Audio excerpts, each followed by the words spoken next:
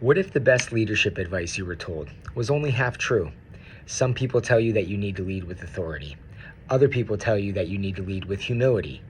However, the most effective leaders know that it isn't about choosing one over another, but rather which one is needed that matters most at that time. Today we're going to talk about leading with purpose and serving with intention. Welcome back to episode 20 of In the Know with Mr. O. It's great to have everybody back.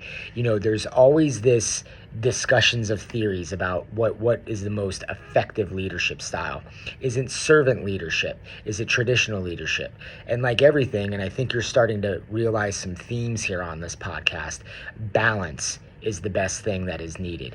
And being able to have enough tools in your toolkit, right? In that toolbox that you have, your locker, as they say. How are you going to use them and when? Now, I know that in the heart of hearts, being a leader is truly being a servant. You are there to serve other people, right? That is what being a leader is. They may come to you for all the answers, but you are there to serve their needs, their interests, their wants, what they need as a person, right? I see it all the time in the education space. Teachers, students, they come to you to solve problems. You are a leader, but in essence, you are truly serving them, right? You are a servant to them. Now, the difference between servant leadership and traditional leadership is that in servant leadership, we all know the pros of that, right? You're going to get more collaboration. You're going to get more job satisfaction out of your employees.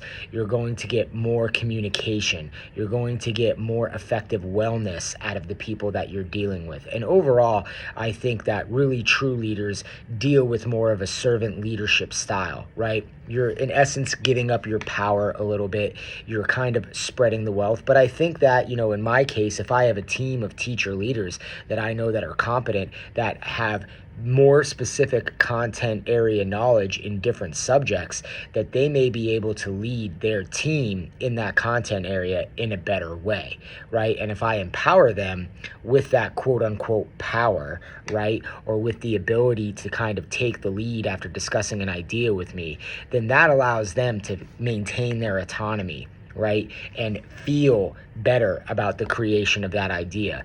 And then that in turn, if I'm modeling it for them, they're going to model it for their teachers on their team, and it's going to be a trickle-down effect to modeling it to the students. This is the same way it can be done in an organization, whether you're the CEO, whether you're just an account manager, an account director, it does not matter, right? Okay?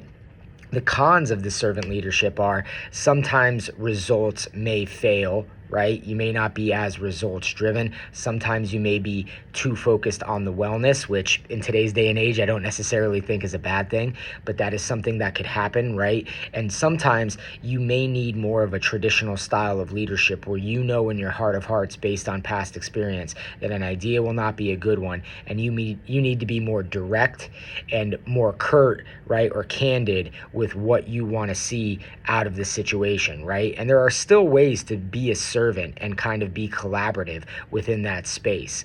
But overall, you need to have balance as a leader, right? You need to make sure that there is a purpose about what you do, and you let those people know what that purpose is, whether it's through direct communication or the actions that you're taking. And then they will truly see the intention of what you're trying to deliver to them across their school, their organization, or anything. And again, you have to look at the levels of what we see here, right? Students are leaders in their own clique. Teachers are leaders of their own classroom. Teacher leaders or curriculum supervisors are leaders of their content area. Principals are leaders of their building. Superintendents are leaders of their school district, right? There could be, teaching and learning directors, pupil services directors. In organizations, as I said, you have CEOs, right? CFOs, COOs. There's all these different levels where if it is modeled properly, you can tell and you can find true intention behind the work. But you have to remember that you're a servant. At its core, being a leader is being a servant.